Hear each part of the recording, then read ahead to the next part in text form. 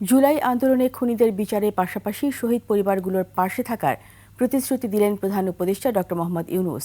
রোববার রাষ্ট্রীয় অতিথি ভবন যমুনায় বৈঠক করে এই প্রতিশ্রুতি দেন তিনি। এ সময় শহীদ পরিবারগুলোর আহাজারিতে এক শোকাবহ পরিবেশ তৈরি হয়। মেহেদী হাসানের রিপোর্ট।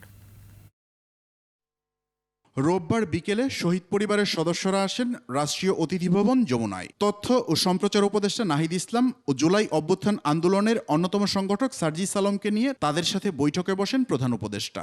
এ সময় শহীদ পরিবারগুলো তাদের দাবি দেওয়া প্রধান উপদেষ্টার কাছে তুলে ধরেন।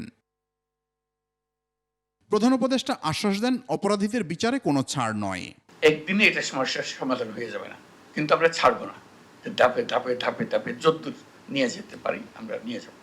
এটি হলো আমাদের কমিটমেন্টটা, হলো সেটা যে আমরা আছি এটার পেছনে, তোমাদেরকে ছেড়ে আমরা কোথাও যাব না। শহীদ পরিবারগুলো যেন তাদের অসহায় না ভাবে, সেই আহ্বানও প্রধান উপদেষ্টার। জেনেক্সে শিফট করো, লাইফকে লিফট করো। এমন ভাবে আমরা করতে চাই যাতে দেশের মানুষ তোমাদের এবং তোমাদের সন্তানদের, তোমাদের ভাই বোনদের কোনো রকমে যেন ভুলতে না পারে।